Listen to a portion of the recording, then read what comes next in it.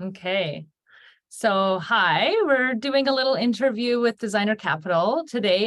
Tyler and Steve. Tyler has been helping me with my clients, and he's been growing his business over the last few years since I became a realtor, and they've been absolutely phenomenal. Also helping me buy my own house in a very, very wild market. We've got some questions we're going to go through, and because I have shifting things have shifted so much and things seem so uncertain right now for so many people. Buyers are really unclear about what's going on. So I just wanted to get some clarity from people that know best. So yeah, That's did you guys awesome. want yeah, good. Yeah, that's All right. great. I'll just dive in with my questions. So what are the current rates? We just had an increase, right? Yes. Yeah, so current mortgage interest rates, they're the highest since 2001. So it's almost a generational thing. So yes, we've seen mortgage interest rates increase exponentially over the last 15 months. So the Bank of Canada, one of their main mandates is to keep inflation under control. Inflation, 2% is being bandied around. The reason they've had 2% as their figure, their go-to figure, is at that growth rate, it would take over 35 years for a shopping basket full of goods and services to double in price. So with the population living longer, they want to have a shopping basket full of goods and services not be too expensive in a relatively short space of time, because people are going to be living on retirement incomes for longer. So that's where that 2% comes into it. Because that's their mandate, well, they've only got realistically one tool that they can use to manage inflation, and that's interest rates. It's a big bloody hammer. And what we've seen is some real aggressive hikes by the Bank of Canada to try and get the inflation back down to its target level. 2020, 2021, people were being paid to stay at home. There was a lot of people that were unable to go places. So there was all this savings. And at the same time, interest rates were dropped through the floor. So people had this pent up demand. They also had the money to go out and spend. So in those 2 years, it went up here, people's spending habits. Typically, it just goes along here, and then it suddenly spiked all the way up. Because of that, what we had was rampant spending. And then last year, they started to increase interest rates. Now, bear in mind, the Bank of Canada had said that they weren't going to touch interest rates till 2023. Right. Fast forward to the end of, rewind to the end of 2021, our economy was a lot stronger than they thought it was going to be. So they started to increase the interest rates 12 months earlier than they said they would. Then Putin decided to throw his toys out the pram and invade a country. Then there were supply chain issues, and inflation suddenly was up to 8%, the highest it's been in decades. So they had to take action. There is a lag time, though. Interest rates increase. There is a lag time before people's spending habits change. So what we're seeing is the Bank of Canada took a massive action, but people's spending habits have still maintained a certain level. And that's why they're seeing inflation not come down as quickly as they thought it would. So that's why we've, sorry. Why do you think the spending habits are staying so stable? Cheap credit, savings. They've had the excess savings. The people were able to, they were able to save for a couple of years because they weren't able to go out, go anywhere, go abroad on holidays or whatever. Equity, it was because their home suddenly went as well. So there was a lot of free money, but cheap money available to them. And so that's where the spending habits just carried on. Mm-hmm. Tyler? Yeah, very similar. The one part that we talked about interest rates, the ones that consumers pay, there's the ones connected to those Bank of Canada rate hikes and Bank Prime, and then there's fixed interest rates, and they've gone up as well because the data out there, they're trying to set bond prices, or bonds are selling, and those different people are buying those bonds as an investment vehicle, and the yield that they're seeking kind of matches with what they can get in other investment vehicles like savings accounts and things like that. And as rates go up, bond pricing tends to follow Bank of Canada, loosely Bank of Canada rates. And the one thing we've seen is an inverted bond yield. And that inverted bond yield, the term inverted means upside down, but basically a bond, if you lock up money for 1 year, you'd expect to get a lower rate of return than if you locked it up for 2 or 3 or 4. So the longer you lock your money away, you'd expect to get a higher rate of return. Inverted means the rate's actually lower for long-term money than it is for short-term. And that's a sign normally that rates are coming down. So we're seeing a growing divide in how inverted the bond market is getting. 10-year bonds now, the gap has increased quite a bit. I'm just going to pull up a slide here just to show what's happening in the market. So this little colorful graph up on the screen has 4 lines, a yellow one, a blue one, a red one, and a green one. The red one is Canadian mortgage bonds. The green one is the 10-year Canada mortgage bond. The blue one is the 5-year Government of Canada bond, and the yellow one is the 10-year Government of Canada bond. So the red and blue are associated. One's the Government of Canada and one's the 5-year and 10-year, and then the green and red are Canadian mortgage bonds. And when we look at this together, what we notice is they're fairly close together, these green and red lines, and then they start to have a little bit of a gap, meaning that the 10-year money, the green, tends to be sometimes slightly above the 5-year, which this would be normal, that the 10-year is higher or a higher rate than the 5-year. As we go along in time into 2023, we see this switch quite a bit. The red line being 5-year money and the green year being 10-year money, that's a substantial gap. So this is about 0.3%, so maybe about 0.25, that you're actually going to get 0.25% lower money per year if you invested for 10 years than if you did for 5. Why is this? Because they're betting that rates are going to be going down in the near future. So this is the funding sources. So if banks were passing this along, a 10-year fixed mortgage should be 0.25% cheaper than a 5-year fixed. Right. And normally it's the opposite. A 10-year is substantially more expensive because it's a longer period that money is locked in. So we're in quite an inverted state right now, and looking at how big this has grown, and look at the difference between the 10-year GOC and the 5-year is about 0.4% of a gap.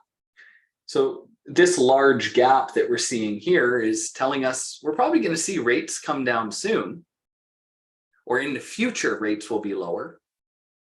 But there's some other things at play right now that Steve talked to, in inflation.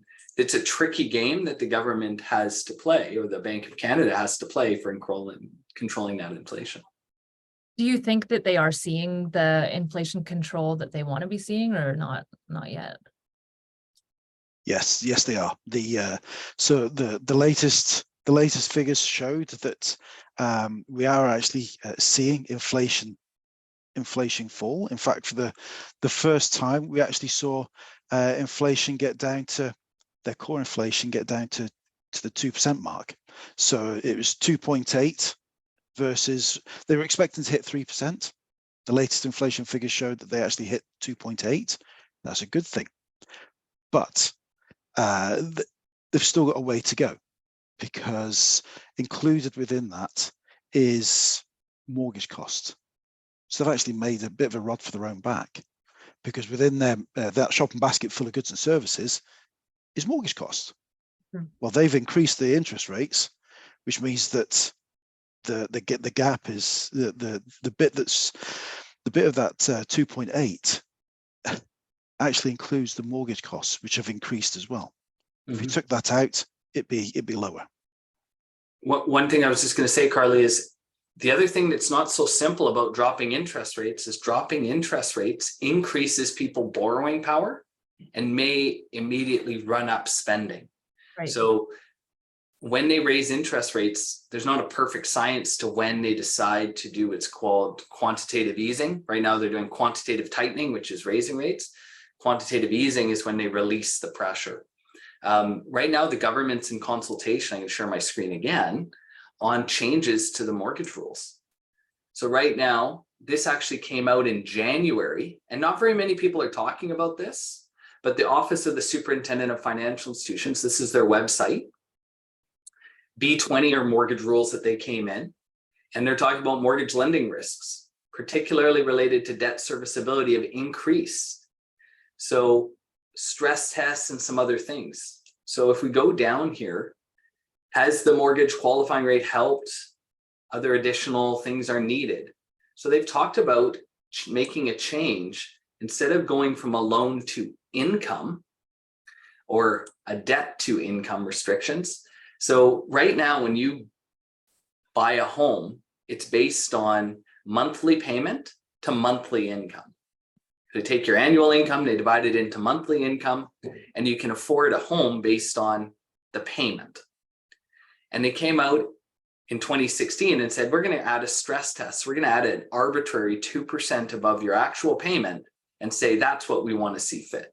And it actually improved the housing market in terms of the strength and the resilience of people to continue to make their payments right now, even though rates have gone up. So I would say the stress test was a success.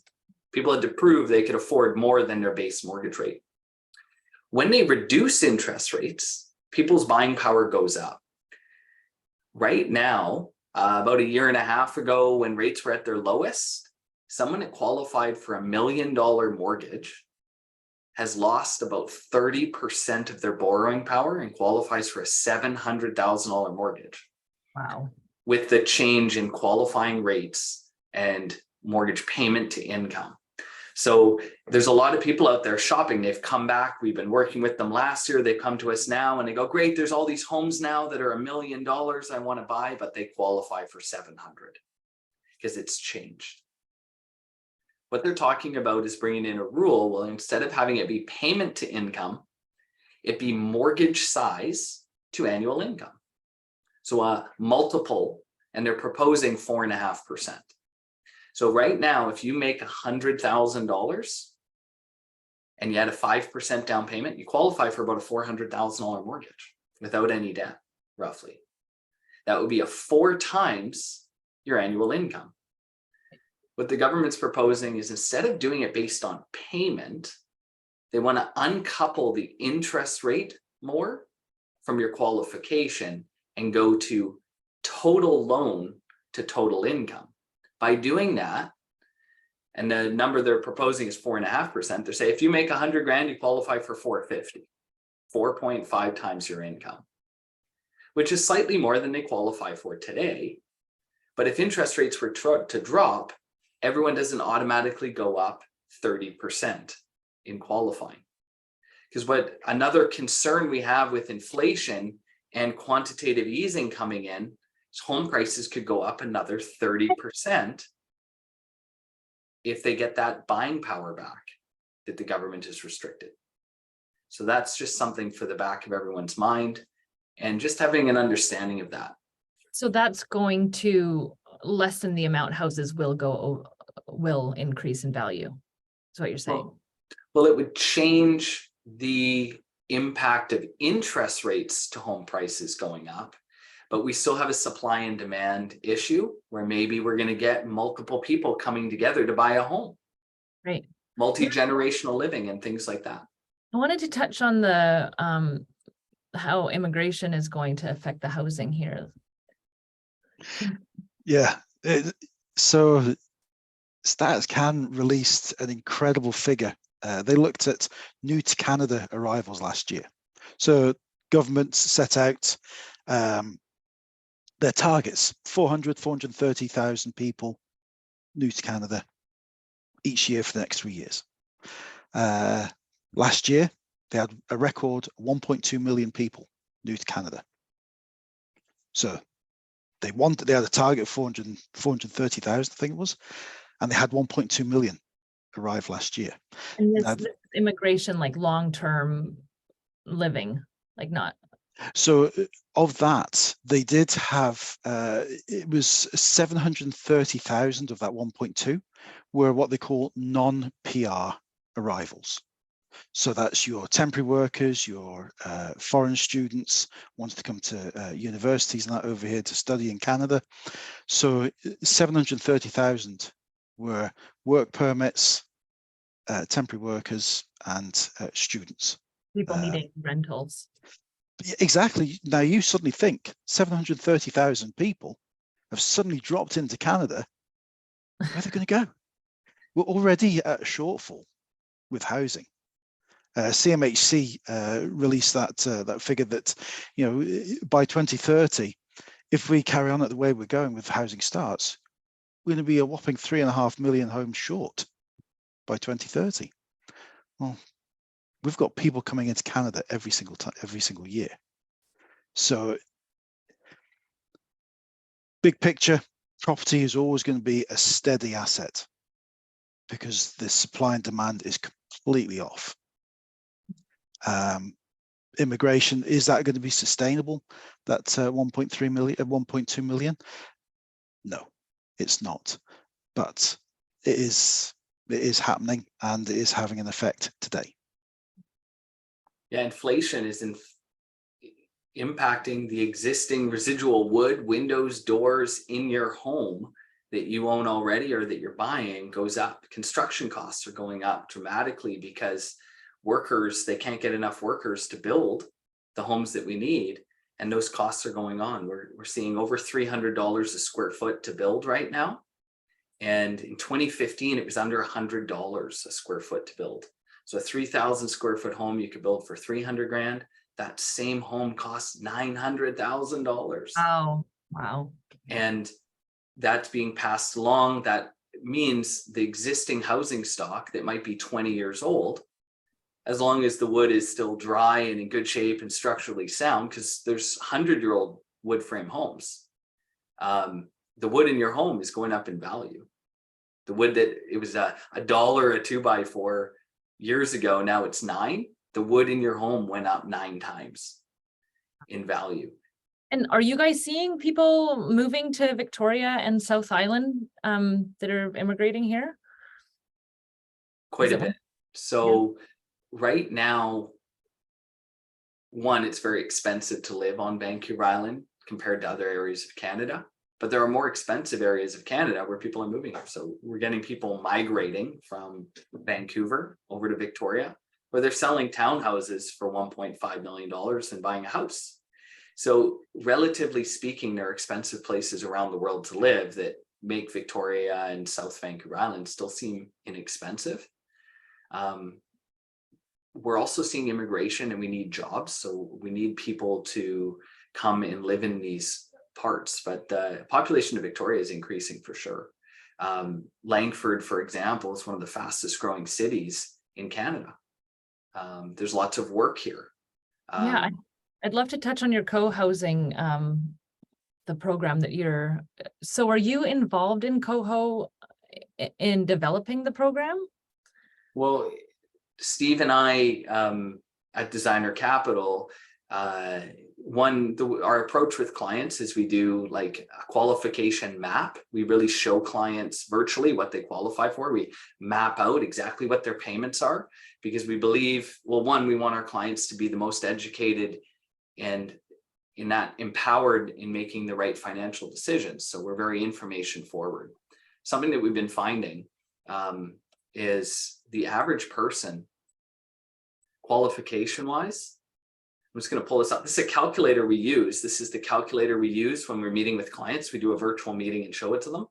Right now, these are the drivers of qualification, which is monthly payments to income. And we collect all these different ways that people can make money and the way the different banks can look at it. There's all these different ways. This is a hypothetical situation we were playing with earlier. But let's say someone made $100,000. And I click this box, it picks up that income. I'm going to unclick this one. And they're qualifying at 8% over 25 years.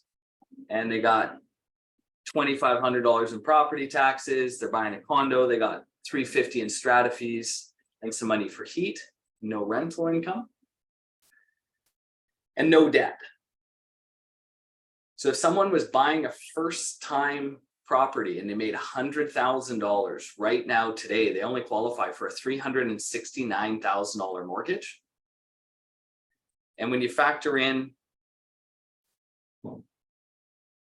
divided by 1.04 divided by 0.95, that's a purchase price of $373. So a person making 100 grand right now only qualifies for $373. When rates were at their lowest, we were qualifying people at 4.59 as a stress test, and that same person qualified for 510. Right. So it went from 510 to 373. So you're going from a townhome or a fixer-upper in the Cowichan Valley to a condo, for sure, a condo, one bedroom. And in other areas like Victoria, you're going from a 2-bedroom, nice, spacious condo to a 1-bedroom. Or you can have to a studio or a 1-bedroom. Right. We've been seeing this phenomenon go on a lot over the last 6 months. And when we're working with these people to help them figure out what they qualify for, we're going, maybe people should start pairing up and teaming up together, because buying a $373,000 unit might not be the right fit for them, but maybe connecting and buying 2 people who qualify for 373 coming together to buy a home with a suite, and instead of both being in 1-bedroom or 2-bedroom condos, maybe be in a 3-bed and a 2-bed unit with a yard so they could have dogs or have the lifestyle that they want. But there's a fair bit of work involved in educating people and helping them come up with the right agreements to protect themselves in a shared living and shared ownership. They'd be in separate units, but Steve and I are putting some work into that right now to create an online community so that there's a lot of people to choose from, pre-qualifying people so that everyone's vetted in advance, have good credit and understand the nuances of this. And then our vision is kind of like a classifieds ad, like a dating site almost, where you pick, you click on homes and your needs, and then you get to see and read what people are looking for without sharing their private information. You'd be like pre-qualified for this much down, this much, this is what I'm looking for, and kind of like a matchmaking service of helping people come together to maybe find housing options that don't exist right now for them. So I have actually had a lot of clients talk about this, and then it kind of just goes dead in the water because they don't know how to turn it into, like, they don't know how to do the legal end of it or how to manage collectively making it happen together. Will there be a way of checking out their profile to understand what that person's values are in a way? Like, some people really want outside garden space and develop a garden and want a quiet home and all that stuff. Will that be in a person's profile? Yeah. Think about when you're picking someone on a dating app, sometimes they include that and sometimes they don't. Right. And you're going to pick the person who maybe tells you their sign, their lifestyle, maybe their personality traits, if they're introverted, quiet, non-smoking extrovert, looking for outdoor social space for barbecue, like to entertain, want someone that's okay with that, whatever it is, because you're wanting to pick the match. And then it would be, once you find your matches, your compatible people coming together, maybe your personality isn't attracting people. Well, hey, maybe then that changes what you're looking for, and you find those communities. Right now, those communities exist for renting. There's co-living communities out there, but there's no co-owning community that is quite the same, where everyone is grown to that point. There was a really dynamic group out of Vancouver that's still operating called Coho. And it's the start of this community where it's starting to grow.